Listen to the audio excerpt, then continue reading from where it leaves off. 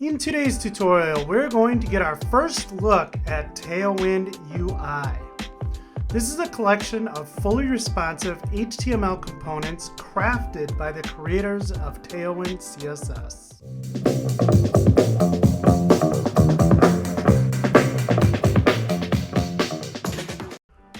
Welcome back, friends. Dan here, and if you're new to the channel, I run the website danvega.dev. I've been a developer for over 20 years now, and I really enjoy learning new things, taking what I've learned and teaching them to others. So if you go over here, you can learn a little bit more about me, sign up for my newsletter, read some blog posts, or even check out some of the courses that I've created that I've been lucky enough to have over 100,000 developers worldwide join, and I'm really blessed for that. So go ahead and check that out, but with that, let's jump into today's tutorial. So I've been playing around with Tailwind CSS a lot lately, and in fact, if you want to get started with Tailwind, I created a tutorial that I will link in the description below that really gives you an introduction to the framework and gives you 3 ways that you can kind of get up and running with it quickly depending on your needs. And I just think it's a great first step. So go ahead and check out that tutorial if you're new to Tailwind CSS. What I want to do today, though, is create a brand new Tailwind CSS project from scratch. We will include Tailwind UI, and then we'll check out one of the free preview components that you can view and use right over here at tailwindui.com. Finally, we're going to add some JavaScript to make our component a little bit more dynamic and display a list of users right from a JSON file. So if that sounds interesting to you, go ahead and stick around and we will get right to it. All right, so if you head over to tailwindui.com, you'll get to this nice landing page here. Again, you can see just really great typography, nice little animated scroll of the different components that you can find. And what this is this is a paid product. We'll look at the pricing in a second. It's reasonably priced. There's 3 different offerings. But the really great thing here is that it is in preview, early access. And if you go to explore the preview, you can actually get your hands on some of the free components that they're putting out there. That just gives you an idea of what the Tailwind UI component library has to offer. So first, you can go ahead and read through some of this. And then you can browse the sample components. So there's sample components, and then you can preview all the marketing and application UI. So this is split up into 2 different libraries, the marketing components and the application UI components, or you can get all of them if you want. So let's just jump right in and look at the pricing just so you have an idea of what that is. So if you want just the application UI, you can get that for $149. If you want the marketing, you can get that one for $149.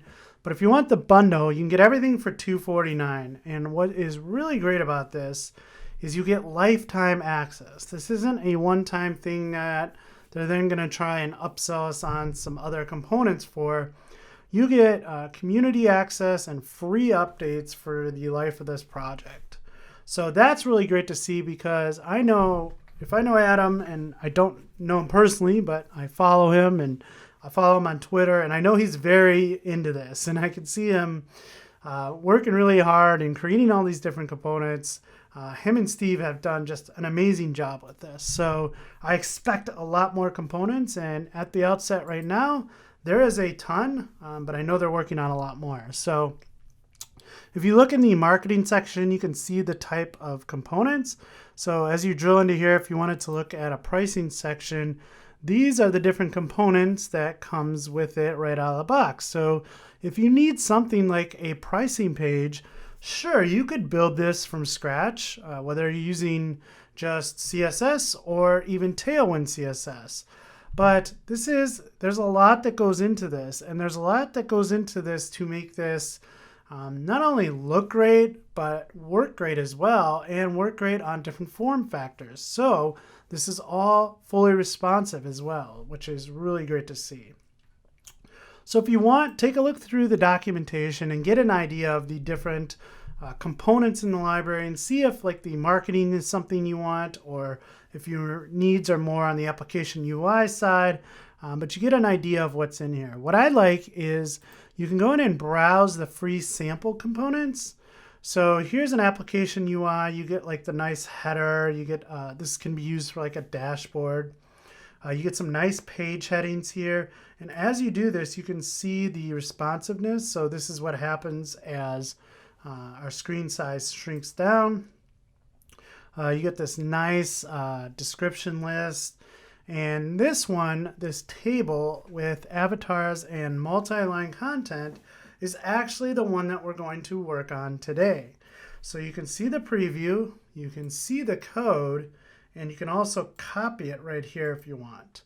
So what I want to do is take this and use this in a new Tailwind CSS project, and we'll take that and see what it looks like, and then we'll also like make this a little bit more usable and turn this really into like this dynamic component, loop through a bunch of JSON and go ahead and iterate over those like 100 records and display them in a table. So I'm gonna have some fun today building kind of a trivial example, but I think it's a little bit, maybe one more step than that, and really showing off just how awesome this is. So with that, let's jump into VS Code and create a new project. All right, so here I am in a brand new folder called Tailwind UI-Getting Started. Again, as every tutorial that I go through, all the code for this will be on my GitHub repository. I will leave a link in the description below to that. So if you want to go ahead and follow along there, you can. But what we're going to do is we're going to start with a brand new project. So to do that, I'm going to go ahead and say npm init-y, which is going to create us a blank package JSON. Okay, so we have that. At this point, I want to go ahead and install Tailwind CSS. So what I'm going to do is npm install Tailwind CSS, and that will install it here in this project.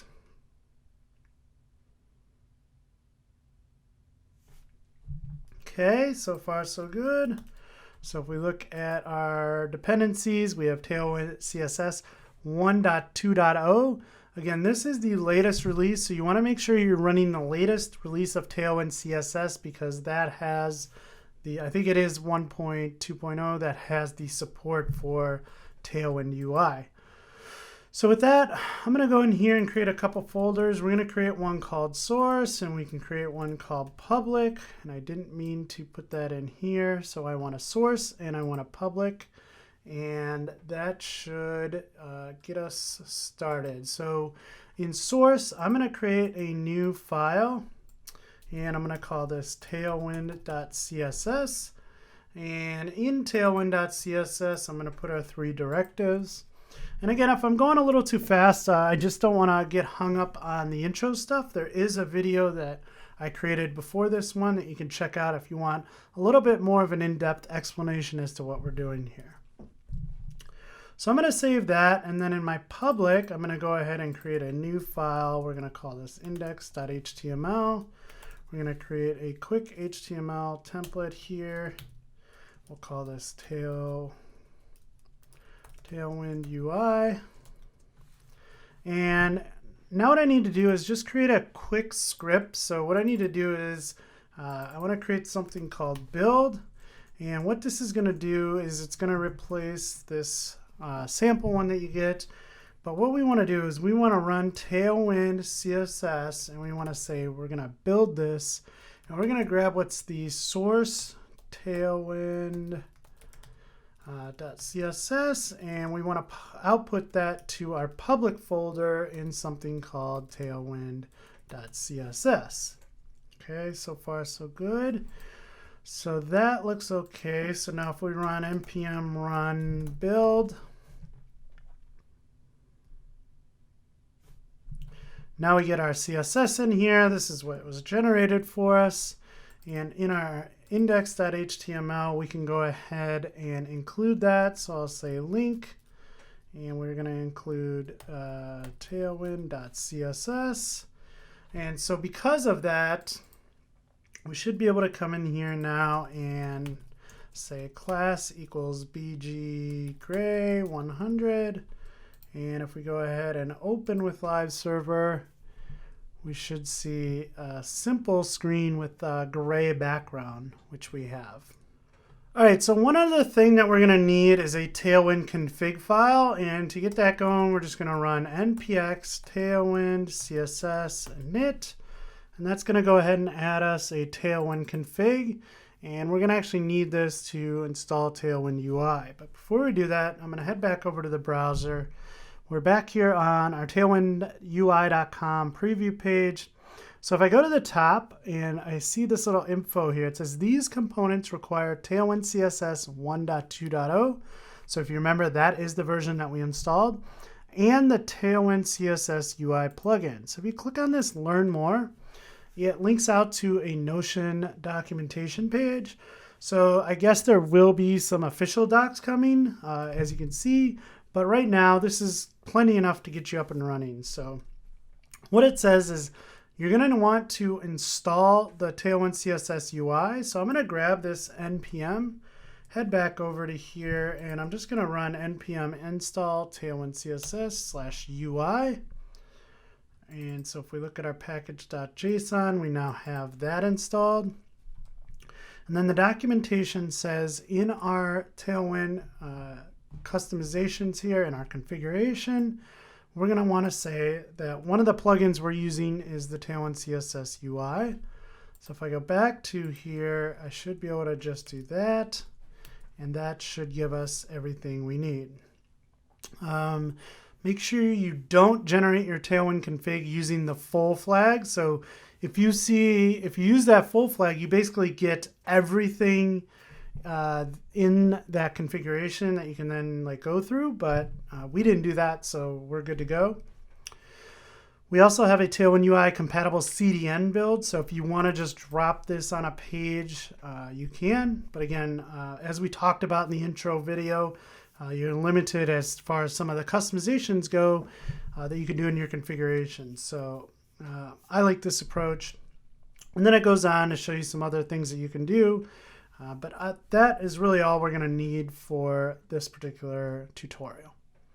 So let me go back down to here. And what I want to do is actually just copy this code. We're going to start with a little bit. Let's go back. So let's clear all this out. And what I want to do is just in here, let's go ahead, and I do want to build this one more time. And what I want to do is just go ahead and get some starter code in here. So I don't know why I keep formatting this like this, but what I want to do is add a container. And in the container, I want this to be, I want to get some auto margin on the x-axis, and I want to add some padding. So we get this nice little container. And then what I'm going to do is add in an h1 with a class of text 3XL, font bold, text gray 900, and a margin bottom of 4. So we get that nice h1, and we're going to call this employees. So if I save that and I head back to here, we can see that we get the nice employees heading, and this is all centered on our page using that container. So next, right below that is where I actually, and I don't know why I did this on another line. Let's just clean that up. So right after this is actually where I want to insert that Tailwind CSS or the Tailwind UI component. So if we go back to here, we could look at this code and copy it, but I'm actually just going to copy it using that button here. I'm going to paste it here. I'm going to save this, and if I head back to my browser, now I got this nice component. So I know that this is what I need. This is the type of table I want to use, and I didn't have to spend any time putting this table together. So I think this is a really great way to get something up and running quickly, and then we can go ahead and customize it to fit our needs. Take a quick look at this code. As you can see, there is a little bit going on here, and again, I don't know why I gotta fix my code formatting. I get some crazy code formatting when I autosave, and it's driving me nuts. So you could see that it starts out with a div. It's using a flex display and a flex column, so it's going up and down. And then you can just kind of read through here. There's all these different styles that create this component for us. And if we needed to change anything like text color or background color or any of that, we could come in here and change this.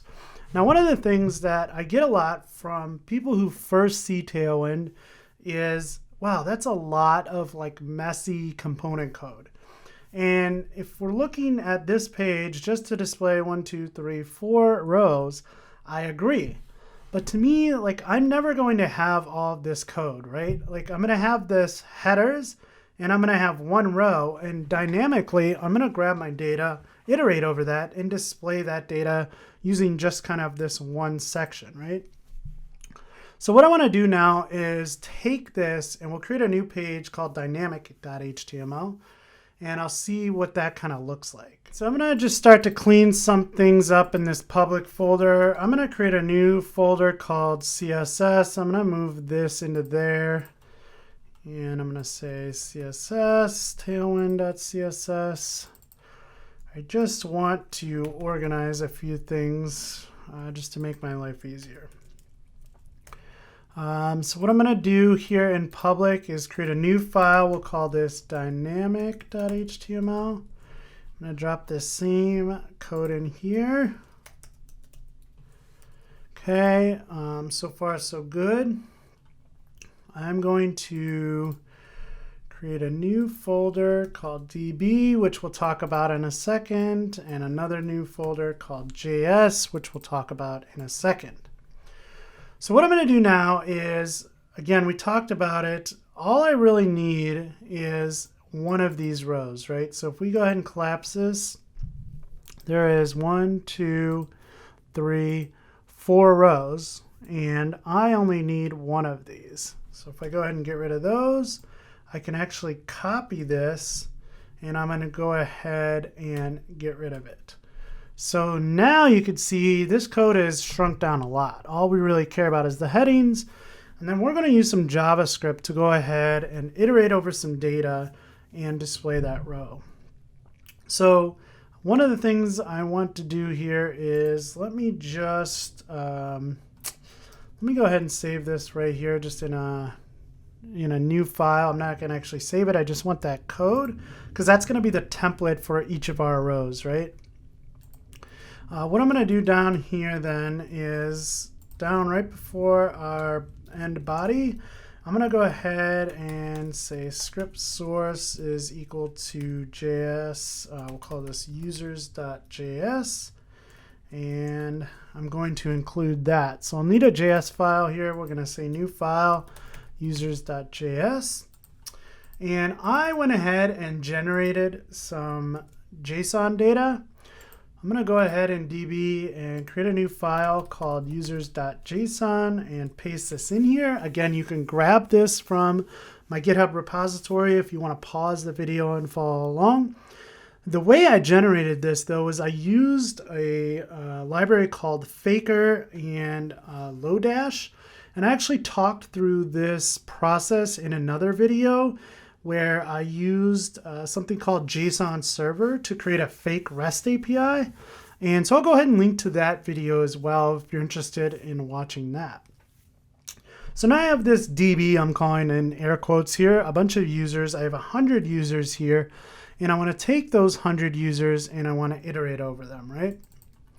So we're going to do a couple of things here. First, I want to create an array of users. So we're going to say let users equal to an empty array. I'm going to create a couple things here. First, we're going to start with a load users function. And I think we want to go ahead and call this by default. So let's go ahead and say that this is going to be an async function called load users, right? And what we want to do in this load users is we want to make a fetch call to that users.json. So I'm going to say const response is equal to await fetch, and we'll just say db users.json. I'm not handling any errors here, but you probably should. I'm going to say users is equal to await, and the response returns, response.json returns a promise as well, so that's why I'm awaiting. And I'm going to get the JSON back from that. And so now the users itself is just some JSON, right? And so what I want to do is I want to create another function here. So first off, we'll go ahead and call this when we get to it. So it's basically going to run down, call load users, which will invoke this function. And once we get that users, I actually want to say user to table row. And we're going to create a new function here called user to table row. And what I want to do with this is actually get a hold of the T body. So if we look back here, we have some semantic HTML here. So in our table, we have an actual T body element, which is good because we can get a reference to that. So I want to say our T body is equal to document query selector, and we're just going to get the T body. So what that will allow us to do now is create a new row inside the T body. And we want to do that for every item in our array. So I could say users.forEach, and that's going to give us a user. And what I want to do is I want to just set the inner HTML. So we're going to basically loop over this, and every time we're going to append to it. So I'm setting the inner HTML to whatever it was and a new row. So I'm going to create a new function called createRow, which is going to pass that user in. And all we're going to do in this createRow is now we can take that HTML that we have saved off, that we know is representing a single row in our table, and we can take our user data and populate that row. So all I'm going to say here is return, and we're going to use a template literal, and then inside the template literal, we can go ahead and paste our content. So I'm going to come back here, I'm going to paste this in here, and now what we want to do is right inside here, we can go ahead and insert our dynamic data, right? So the first thing that we want to do is, I'm just going through here. So this is the, actually we want to take this first, right? So we want to grab this URL, which is a image, and we want to say user.avatar.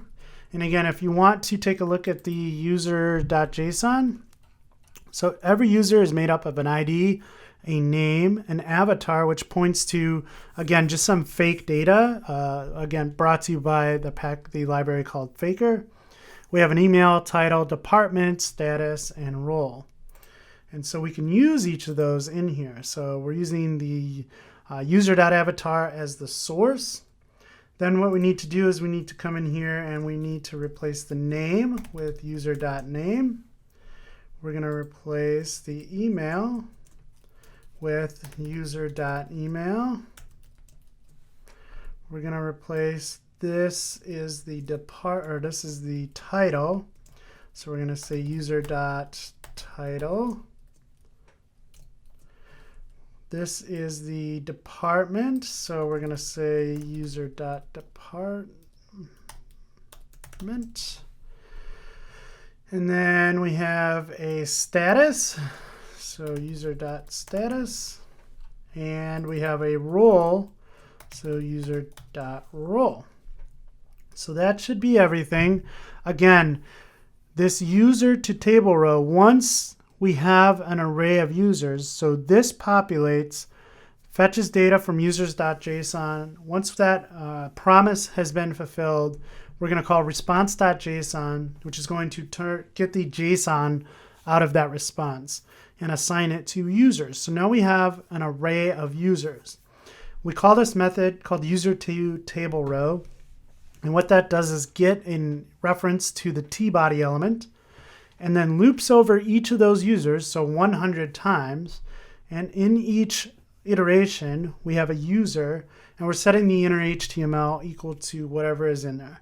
Now, there are a whole couple of ways to do this better. I'm just doing this fast for demo purposes. Things like using inner HTML are not always great. You could probably batch this so you only update the DOM once. You wouldn't want to update the DOM 100 times. But this is just a demo. I'm just kind of showing this off for demo purposes.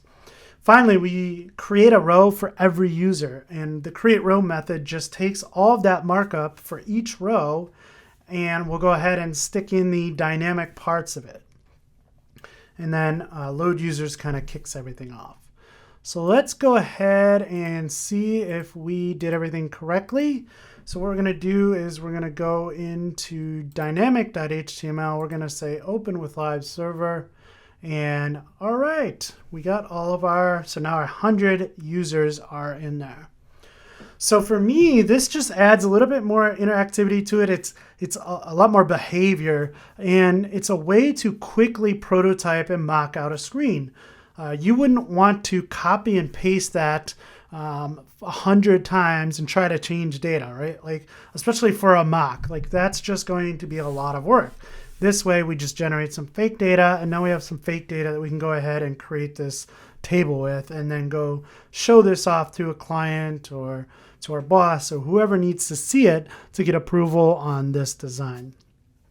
But Tailwind UI is going to make our lives so much easier by giving us all of these great looking components that are also responsive. So if we were to go ahead and shrink this down, we get this nice responsive table that we didn't have to do anything else to make work.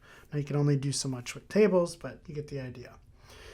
So I'm really excited about Tailwind UI. I've just been messing around with the preview components. I haven't actually been able to purchase it yet. I'm hoping to very soon. And once I do, I will definitely want to share some more examples and demos with you. So I would love to hear from you guys. What kind of demos or tutorials would you like to see with Tailwind UI? Please let me know. Question of the day: have you had a chance to play around with Tailwind UI? If so, what are your first impressions? And let me know if you've built anything with it. I'd love to see that. So if you found value in this video, please go ahead and leave me a thumbs up, hit that subscribe button, and as always, friends, happy coding.